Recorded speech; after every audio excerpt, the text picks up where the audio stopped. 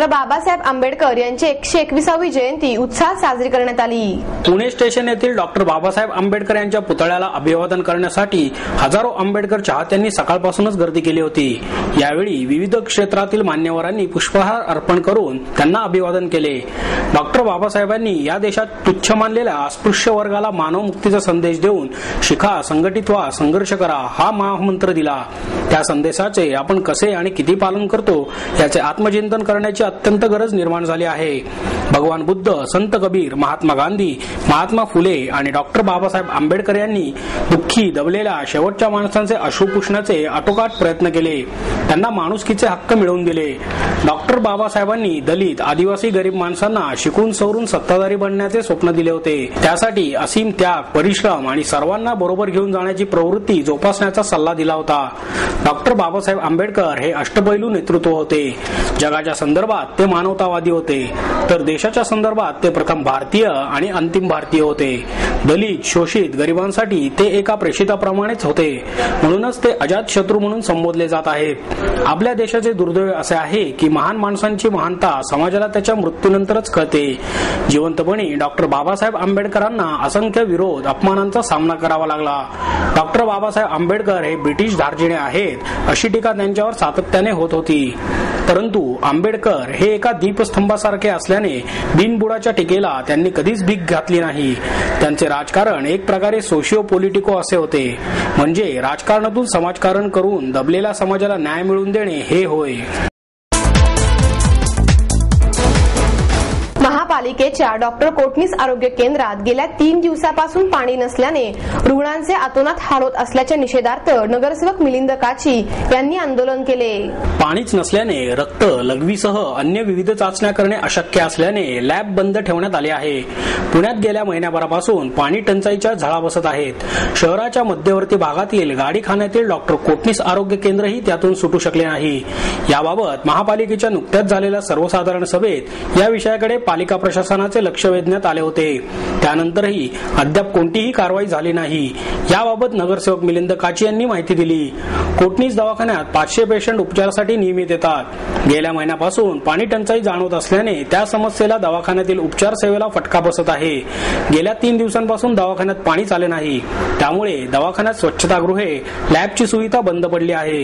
रक्तलघवी, haemoglobin सारख्या विविध चाचण्या पाण्याअभावी झालेल्या नाहीत। तसेच त्याची उपकरणे स्वच्छही करणे मुश्किल झाले आहे। स्वच्छतागृहात पाणी नसल्याने तेथील कर्मचाऱ्यांना बाहेर जावे लागत आहे अशी तक्रार काची यांनी केली। गाडीखाना दवाखान्याला पाणी पुरवठा करणाऱ्या पाईपलाईन या जुन्या झाल्या आहेत। त्यातून पुरवठा होणारे पाणी कमी दाबाने येत असल्याने पूर्वीच टंचाई जाणवत होती। आता पाणी नसल्याने डॉक्टरांना उपचार सेवा देता येत नाही। पेशंट त्यामुळे येत नाहीत। गर्भवती मातांसह बालकांच्या विविध चाचण्या देखील पाण्याअभावी सध्या बंद आहेत असे काची म्हणाले। पाणी पुरवठा सुरळीत व्हावा यासाठी काची यांनी महापालिकेच्या पाणी पुरवठा विभागाशी संपर्क साधला होता। त्यानंतर पाण्याच्या टँकरचीही त्यांनी मागणी केली। त्यानंतर काही तासाने पाण्याच्या टँकरने पाणी पुरवठा करण्यात आला। मागील महिन्यात सर्वसाधारण सभेमध्ये डॉक्टर कोटणीस दवाखाना या पाण्यासंदर्भात मी प्रश्न उपस्थित केलेला होता। त्यानंतर इथं पाण्याची पाईपलाईन पण प्रशासनाने टाकली, पण पाण्याची पाईपलाईन टाकल्यानंतर त्या पाण्याला पाणीच नाहीये, पाईपाला पाणीच नाहीये। तर यामुळे इथे रोज हजारो रुग्ण येतात। हजारो रुग्णांना रोज लॅबोरेटरी आहे, म्हणजे लॅबोरेटरी आहे, एक्सरे विभाग आहे, याकरता फुल प्रेशरनी पाणी लागत असतं यांचे इक्विपमेंट साफ करण्याकरता। तर आज शुक्रवार असून पण आज म्हणजे रविवारची सुट्टी असल्यासारखं हॉस्पिटलमध्ये ही तरा आहे आणि गेले महिन्याभर असाच प्रकार चालू आहे।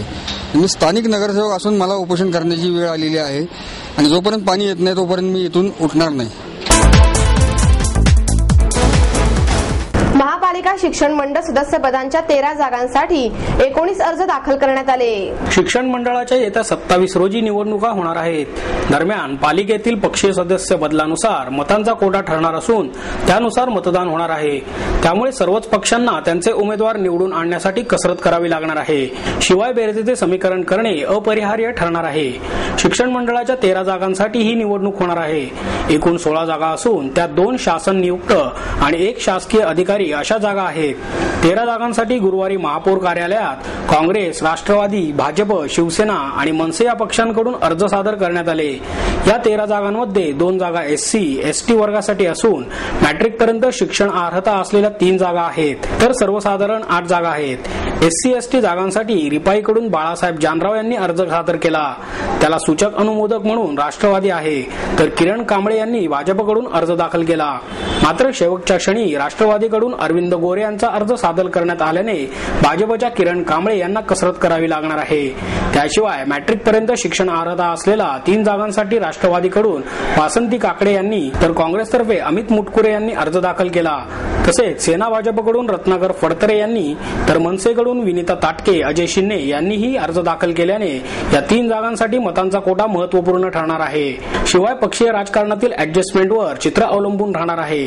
सर्वसाधारण गटातील 8 जागांसाठी राष्ट्रवादीकडून राजेंद्र काटे, अरविंद गोरे, रवी चौधरी, प्रदीप धुमाळ या चौघांनी, तर मनसेतर्फे राम बोटकर, विजय शिंदे, विनिता ताटके यांनी, तसेच भाजपतर्फे रघुनाथ गौडा, मंजुश्री खर्डेकर यांनी अर्ज दाखल केले आहेत. काँग्रेसकडून उमेश कंदारे, नरेंद्र व्यवहारे यांना संधी देण्यात आली आहे. अर्ज छाननी आणि माघारीची मुदत 20 एप्रिल असून 27 एप्रिल रोजी पालिका सभागृहात निवडणूक होणार आहे.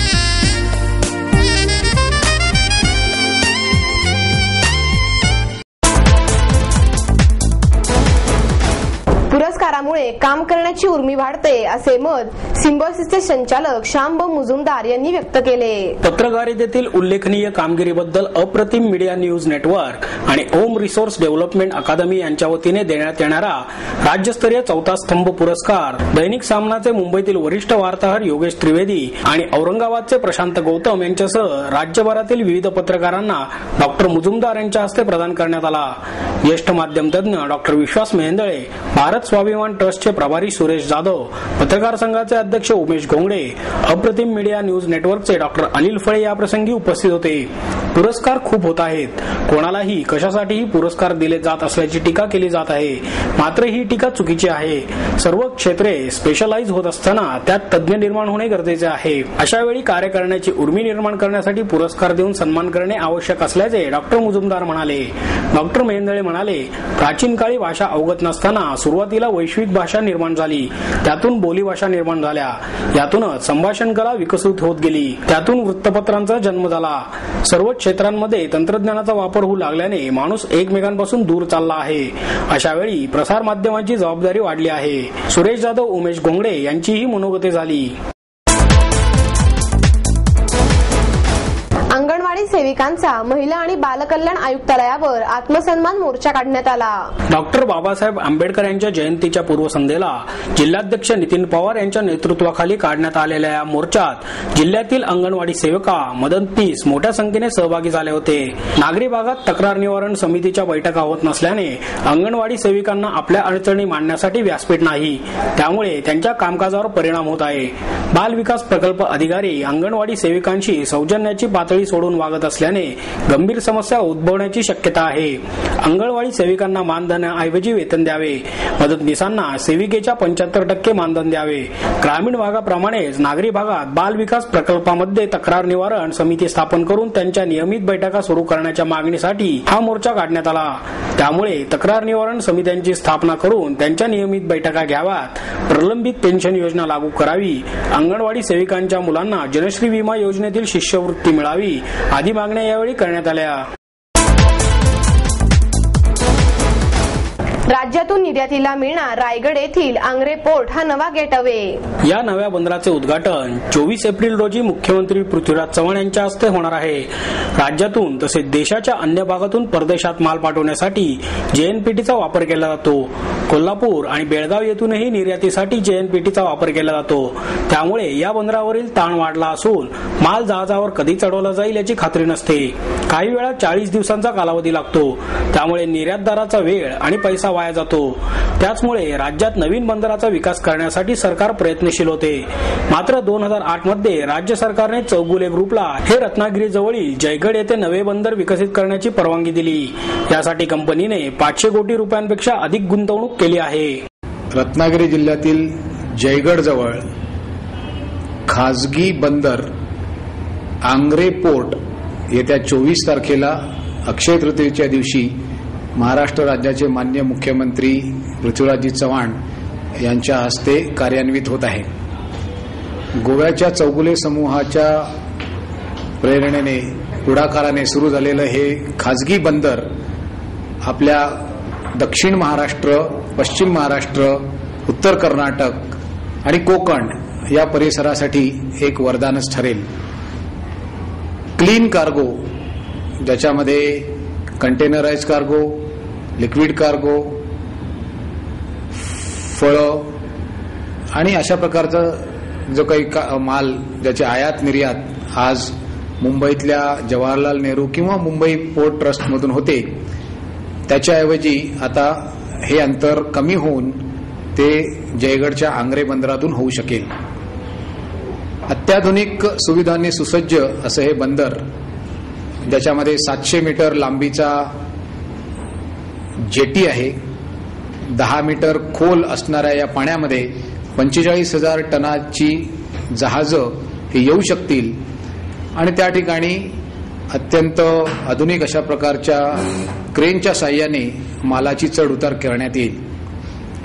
या ठिकाणी वेगवेगळ्या प्रकारची godowns, warehouses, cold storage facility व अन्य ज्या सुविधा लागतील त्या सर्व सुविधा उपलब्ध असणार आहेत। दक्षिण महाराष्ट्र किंवा पश्चिम महाराष्ट्र, ज्याच्यामधले सांगली, सातारा, कोल्हापूर, सोलापूर, पुणे, कोकणातील रत्नागिरी, सिंधुदुर्ग अशा जिल्ह्यांची जी काही आर्थिक एक ज्याला म्हणता येईल की संपन्नता आहे आणि ज्याला म्हणता येईल की अशा प्रकारची भौगोलिक परिस्थिती आहे, त्याच्यामध्ये मोठ्या प्रमाणावरती आर्थिक वाढ किंवा वाढीला चालना या प्रकारच्या बंदरातून मिळेल। कोल्हापूर परिसरातली साखर, engineering goods, foundry, textile, Belgaum परिसरातलं प्रिसिजन इक्विपमेंट्स, पुण्याच्या परिसरातले वाहन उद्योग या सगळ्याला निर्यातीसाठी एक पर्यायी बंदर आंतरराष्ट्रीय दर्जाचं म्हणून आंग्रे पोर्ट हे उदयाला येत आहे। लॉरेन्स अँड मायो कंपनीच्या सामाजिक उत्तरदायित्व विभागाच्या वतीने सामाजिक विषयावर खुल्या निबंध स्पर्धेचे आयोजन करण्यात आले आहे। या स्पर्धेत नेत्रदान, श्रेष्ठदान आणि स्त्री भ्रूण हत्या एक कलंक हे 2 विषय देण्यात आले असून 1200 शब्दांपर्यंत हा निबंध दिनांक 5 मे पर्यंत कॅम्पमधील पंडित नेहरू मेमोरियल हॉल समोरील कंपनीच्या कार्यालयात द्यायचे आहेत। या स्पर्धेत 10 वर्षांपुढील प्रत्येक स्पर्धकाला सहभाग घेता येणार असून हिंदी, मराठी आणि इंग्रजी अशा 3ही भाषेत हा निबंध सादर करता येणार आहे।